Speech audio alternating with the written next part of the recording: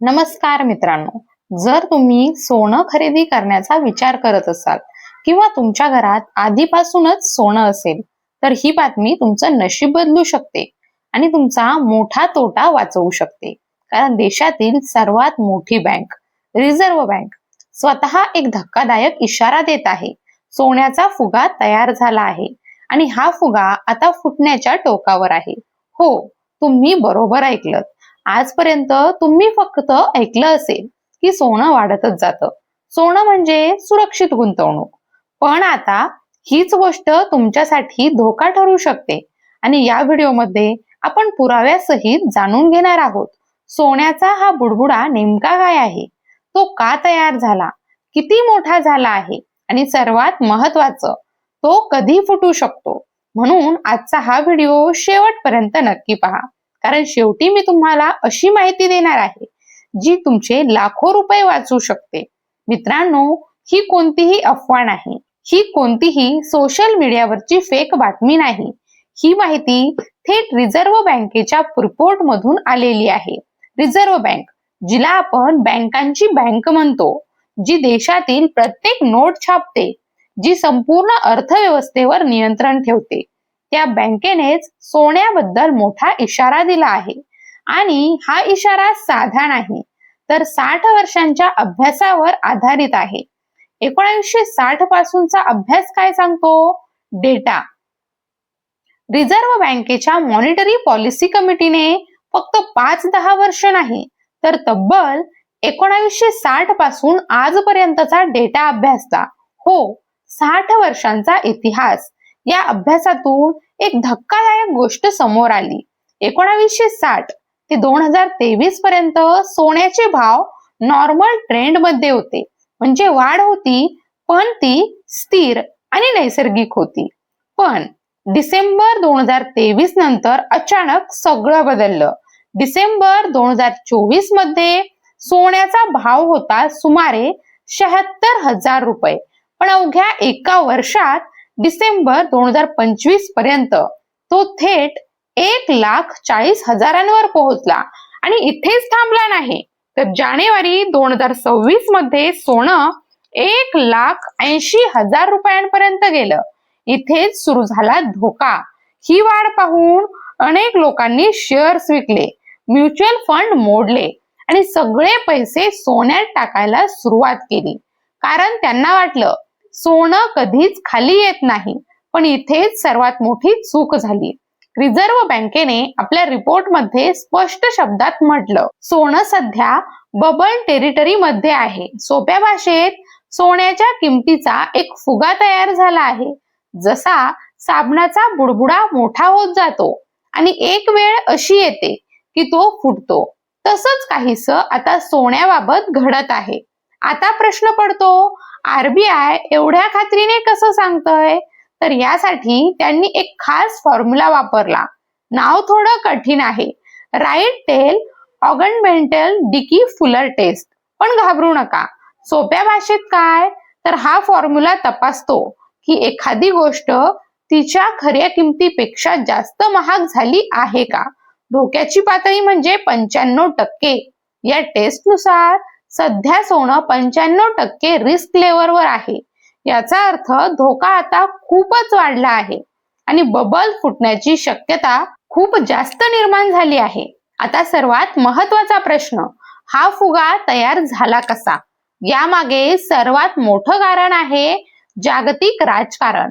जेव्हा जगात युद्ध होतं, तणाव वाढतो, तेव्हा लोक शेअर बाजारातून पैसे काढतात आणि सोन्यामध्ये गुंतवणूक करतात. कारण सोनं सुरक्षित मानलं जातं. इराण आणि अमेरिका यांच्यामध्ये तणाव वाढला, युद्धाची परिस्थिती निर्माण झाली. त्यामुळे लोकांनी मोठ्या प्रमाणात सोनं खरेदी केलं. मागणी वाढली आणि भाव गगनाला भिडले. आता परिस्थिती बदलते, पण आता युद्धबंदी झाली आहे, शांततेची चर्चा सुरू झाली आहे. त्यामुळे गुंतवणूकदार पुन्हा शेअर बाजाराकडे वळत आहेत आणि सोन्यातला पैसा बाहेर पडू लागला आहे. मित्रांनो, इथेच सगळा गेम बदलतो. जेव्हा पैसे बाहेर पडतो, तेव्हा भाव खाली येतात आणि जेव्हा विश्वास तुटतो, तेव्हा बाजार कोसळतो. आरबीआयने एक्झॅक्ट आकडा दिला नाही, पण तज्ज्ञ सांगतात सुरुवातीला 5% ते 10% घसरण होऊ शकते, पण ही फक्त सुरुवात असेल. मोठा धोका कुठे आहे? जे लोक हाय प्राइसला सोनं घेतलं त्यांना सर्वात जास्त तोटा होऊ शकतो, कारण पुढे रिटर्न्स कमी होण्याची शक्यता आहे.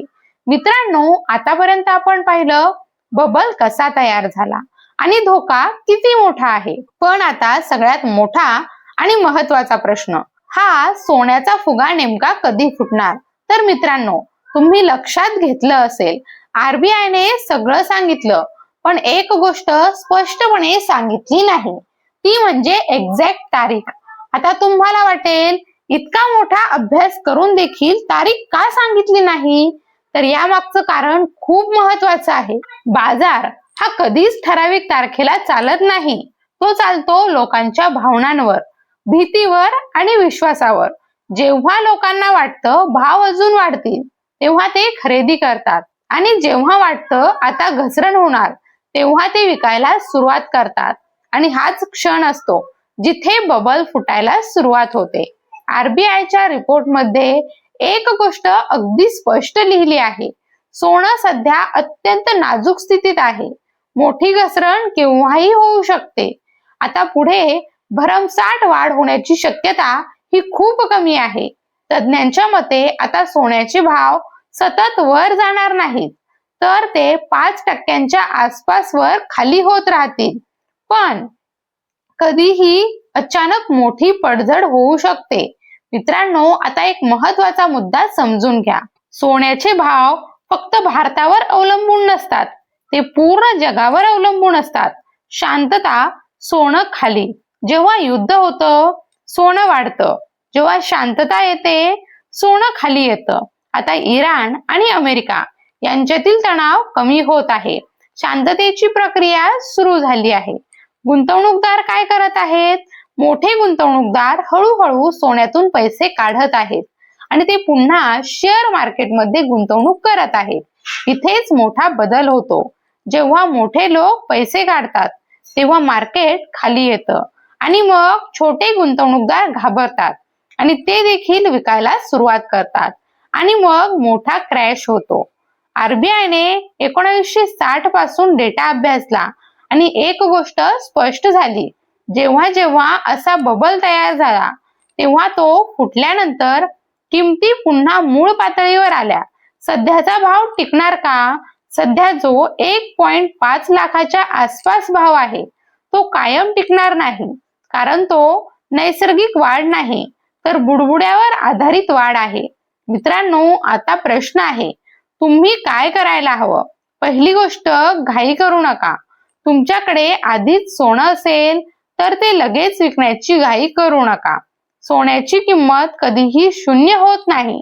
दीर्घकालीन गुंतवणुकीसाठी ते सुरक्षित आहे. दुसरी गोष्ट, नवीन खरेदी थांबवा. जर तुम्ही आता सोनं खरेदी करणार असाल तर थोडा संयम ठेवा, कारण मार्केट सध्या अनस्टेबल आहे.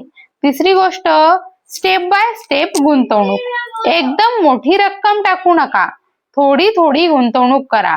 यालाच स्टेप पद्धत म्हणतात.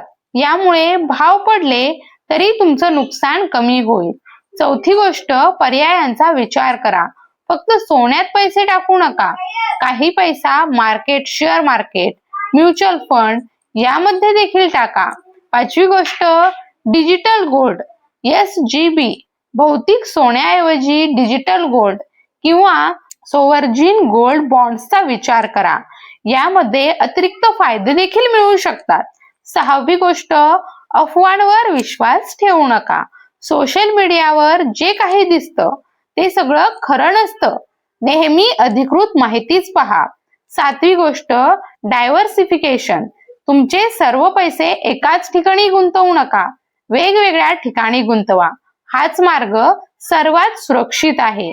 मित्रांनो, सोनं म्हणजे फक्त दागिना नाही, तर तुमच्या आयुष्याची बचत आहे.